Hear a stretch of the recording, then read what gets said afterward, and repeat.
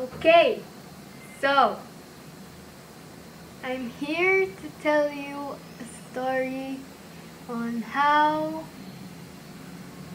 I have decided on what course I take sa college and basically the journey of like paano ako nakapag-decide. So, keep on watching if you want to know this life crisis that yeah.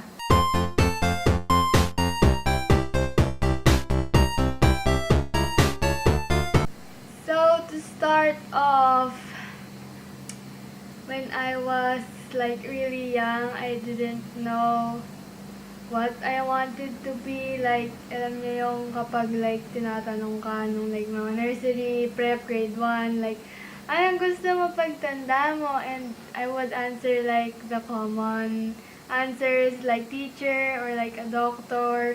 Pero deep inside, I know that I probably wouldn't be those people. I wouldn't be a teacher, I wouldn't be a doctor. First of all, I'm too stupid to be a doctor and I'm too forgetful to be a doctor. And you might say na that's like too early. Now it's too early to make like an assumption, but I'm just really scared and anxious and I just don't want to risk anyone's lives and basta ayoko mag-doctor even though that's like sobrang like honorable and noble and all that kinds of stuff. I just know that I can't do it. And the teacher, well, of course, teachers are nice, teachers are great, they educate the future generations, but I don't want that like huge responsibility on me. I mean, saludo ako sa lahat ng teachers natin ngayon, but ako, I just don't see myself being a teacher. So, when I got to like grade 6, I think I developed like a love for photography. I think grade 6 yata ako or grade 7 nagpabili ng very first DSLR camera ko. It was a Canon 1000D. Yeah, it's still here. Nandito siya. I'll show you. Nandito siya. I don't know if you can see it, but it's here. And it doesn't work anymore. I mean, it does, pero walang battery. So, yeah. That was that. All of my cameras are in there. I definitely still love photography up until now, and dati gusto ko talagang like mag-take up ng photography. Like, I asked my mom about it and stuff like that. Pero, dati, I didn't know kung saan school like may photography na course talaga. Until now, alam ko meron sa CSB. But, that's way too expensive. And I don't know if my family is going to support that. So, I'll probably just, you know, self-learn and take up separate classes since meron naman na sa TESDA if I'm correct. And yeah, that might not be like a super like sobrang social education, but at least I have like an education about photography and that's enough for me. And then when I got to 7th and 8th grade, I really was into reading books. And like, you wouldn't see me like pag recess and lunch na walang hawak na book or nagbabasa ng libro. Every day yon, I was reading a book at school, at home. I was just reading and reading and reading. I mean, I still love reading up until now, pero I just don't have that much time to read. So, I don't read as much as I did back then. But I definitely did love reading, and they told me that I was good in English. I mean, I guess I can say that about myself, but I'm definitely not the best. It's just that they tell me I'm good. So, yeah, like dati, they would ask me like, "Uy, Audrey, anong ibig sabihin nito?" Or I would help them like construct sentences for my classmates. They would ask me to translate Filipino words to English words and stuff like that. Bakit may kotse sa labas? So, yeah. And that made me think like, oh, I'm good at English and I'm decent at writing, I think. So, that made me realize that, oh, I should probably just become like a writer or like an editor or something like that. Because sabi nga nila magaling naman daw ako mag-English and all that. So, yun yung thinking ko like up until grade 9. Which, by grade 9, I developed an interest in psychology because I wanted to help people. Like, I wanted to help people with depression, become a therapist, stuff like that. But now, I don't think I could do that because even though I do love helping people out, I do love helping my friends like process their feelings and their thoughts, I couldn't handle the burden of like knowing everything that they go through. And just, hindi naman sa like, I'm not being a bad friend and like, oh no, I can't handle all your problems, so don't tell me your problems. It's just that I've learned that knowing everyone's problems, it drains you. It seriously drains you. And now that I've like, hindi naman like completely cut off, but I've definitely like stayed away from a lot of like drama and stuff like that. I can say that I feel very good, like not only physically, although I could use some exercise. I feel good mentally, I feel healthy mentally, like I'm not stressed about anything else than the future and my academics. That's basically it. Yun na, dun lang ako nasa-stress, hindi na ako nasa-stress na, oh my God, may problema si ganito, ano kayang pwede kong maitulong, ganyan, ganyan, ganyan. How do I make them happy? And it's not that I don't like making people happy, it's just that it feels really draining to help people out when they don't even do things to help themselves. Like, bigay ka nga ng bigay ng advice, pero they don't listen, they don't do it. So, like, what's the point? Like, so, yeah, I stopped being that person and just, like, kung ayaw niya, edi wag. So, going back to the story, I thought that was the final answer na in psychology. But guess what? It definitely was not the final answer, because after that, when I stepped into grade 10, I started like being critical, or I mean, nagkaroon na ako ng pake like kung ano nangyayari around me, like yung mga social issues and all that stuff. I've been exposed to all that kinds of stuff. So, I thought, why don't I just take up journalism? Like, that's a nice course, and there's still writing there. I can use my English skills there, so why not? I mean, why not? I mean, the only problem was I'm not good at public speaking, and to be honest, also the reason why I'm making videos like this is to help me like improve my speaking and stuff like that, my self-confidence, so that I can carry myself in front of an audience. And I don't know if it's working, but yeah. And ever since that I transferred to UST, I'm gradually being more comfortable in talking in front of people, even though it doesn't look like it. My classmates probably know what I'm talking about. I still look and feel nervous when I'm talking in front, but at least I can I mean, I'm not the best public speaker, but I think I can get my message across even though I repeat myself a bunch of times. But, I mean, I know there's still a lot to improve, but I'm working on that. Yan. And also, like, I enjoy watching documentaries and stuff like that. And in grade 10, I think we've watched a bunch of documentaries.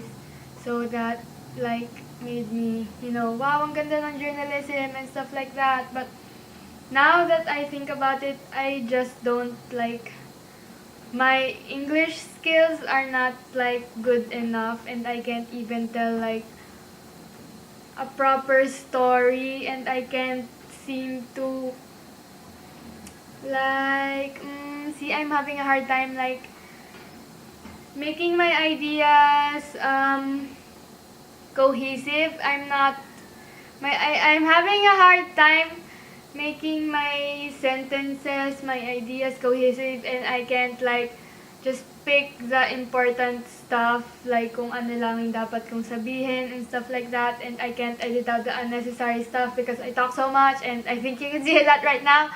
But yeah, I think that journalism is really nice and all that, but I don't think it's right for me now that I've, like, done some self-reflection and stuff like that. Because if I look back on what I did this summer, if I did really want to pursue journalism, like I told myself I was going to, I would be attending writing workshops, I would be searching up classes online on how to improve my writing, or like taking, like, reviewing basic English lessons and stuff like that, but I'm not. I'm practicing my drawing, and I can show you, like, I can literally show you, like, examples. Like, I've been drawing this and this, I've been practicing the, I have my anatomy notes here, like, if I did really want to pursue journalism, I'd be reading, I'd start being, like, like, more writing, everyday writing, but I'm not. I'm just making art, like, a lot of art. I mean, they're not necessarily good art, but I'm making art, and I'm trying to be better at it every day because I really want to be good at making art and just telling people stories and, like, important things through my art. And yeah, I'm just working on myself right now, like everyone else. So, and I mean, if I did really like journalism, I would, like, I guess, hindi naman sa pagsi-stereotype, pero I think I would, like, read news every day and, like, know more about, like, famous journalists, and read, like, books na may, I don't know how to pronounce it, Pulitzer something award. Those books na may label. Yeah, yon. See, I would know that, but I don't. And I don't even know what awards that's for, pero I know it's just journalism. So, that's my crisis. I mean, it's not over. Hindi pa ako nakakapasa hindi pa ako nagka-college entrance exam, so I still don't know what's going to happen. But I've only applied to 2 schools, and it's UST and UP. And so UST, my first choice is advertising arts, and the second one is journalism because I still like journalism actually naman. And the second nga is UP, and since 2 campuses, one is UPD since malapit dito, and second is UPM even though puro medicine doon. Sa UPD, I chose fine arts, journalism, Art Studies and Film. And sa UPM, I chose Philippine Studies and Behavioral Sciences. So, yeah, all of those are like, yeah, they're in the, interests line. And, yeah, that's it. Like, yung mga magsi-senior high ngayon, I mean, yung ngayon, okay na, nakapag-decide na kayo eh. Pero yung mga mag-entrance exam pa lang for senior high, I mean, you have a lot of time to think about it pa naman, pero, and it's okay to shift if ever magpalit yung like, interest nyo or yung gusto nyong kunin. But I really suggest like, actually hindi mo rin ma-advise na pag-isipan na nila kaagad eh, kasi bata pa sila. And like mag-iiba pa yun definitely. Like ako nga nag-iba yung mga hilig. Hindi man like drastic change. Like I know that it's still in one line. Like medyo nasa arts pa rin siya and all that stuff. But paano like kung yung magdo-doctor gusto mag-art bigla? Like that's a very big change, like, so I think you'd really have to think hard about it, just like me. Like, wag niyong paabutin na college entrance exam, tas i-creep up lang kayo, like, anong course ang kukunin mo, blah, blah, blah, blah, blah, and stuff like that. Just don't, just sit down, think about it really hard, and just think about it. Like, do you really want to do that for the rest of your life? Just think about that. That's honestly the only advice that I can give you, is to think about it. Kasi mag-iiba at mag-iiba yan kahit anong gawin mo, kasi sobrang unexpected ng life. And that's what happened to me. And now I'm a HUM student who wants to take up art. I mean, kung titignan nyo naman yung like kung ano yung pwede sa HUM. Pwede naman talaga yung art, pero syempre yung subjects nun for grade 12 is more of social sciences, of course, imbis na like compared sa music, arts, and design na like yung pang-art talaga and stuff like that. And like thinking about it now, medyo naiingit ako sa mga nag-mad. I really want those subjects, even though hindi ko alam yung subjects nila. But I think I really like them too. And it's not that I don't like my subjects right now. I mean, yung mga ito-take up ko for grade 12. It's just that, syempre sa course ko, I think mas okay yung arts na course imbis na yung sa social sciences. But like, whatever, I guess, it's done. So, bahala na, am I right? Actually, no. No. I'm actually really scared. And, yeah. And I'm going to talk about like another thing. Wait lang. I'm going to talk about another thing that I struggle with. Okay, wait. So, that thing that I struggle with is, ever since na nag-UST ako, wala pa akong extracurricular na activities. Like, wala pa akong pinagvo-volunteeran na anything. I mean, I still have like 1 academic year of senior high in front of me. And I've been wanting to join some orgs. And nung grade 11 naman, nag-try ako. But I just didn't make the cut. And it made me really sad. Kasi I applied like yung sa photography division, ganyan. Tapos, di ako natanggap. And of course, that was like the first time that I felt that, wow, maybe I'm really just not that good. Or, yun na, nagsi-self-doubt na ako and stuff like that. Pero, and yeah, I cried.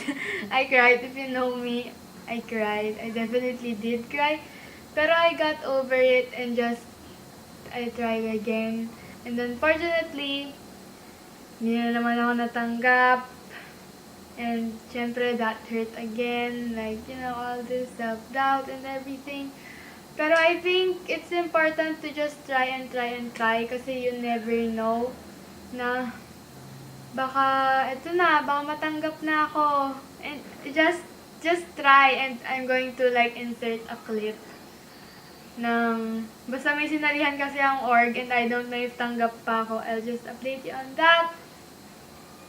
And yeah, I hope talaga tanggap ako because I just want to improve and share and improve and share and improve and share and make new friends. And yeah, and medyo like big deal yun kasi like university-wide na org yun.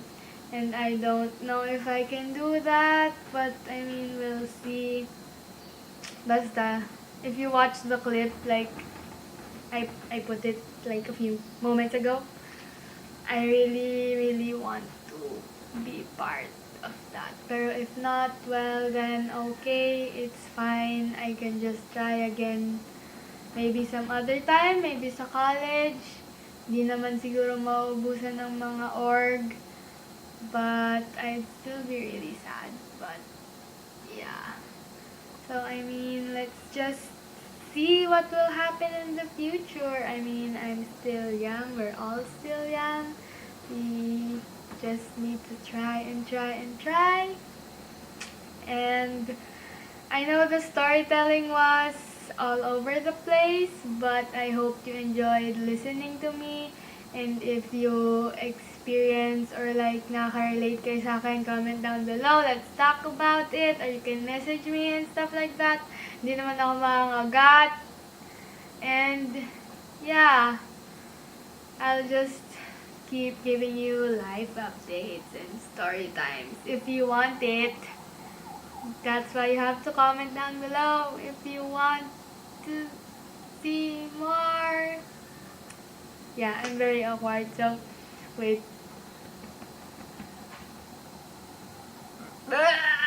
But yeah, anyway, I hope you enjoyed this video. I hope you enjoyed listening to me. And so don't forget to subscribe, the button's down there. And yeah, I'll see you in the next video. Bye!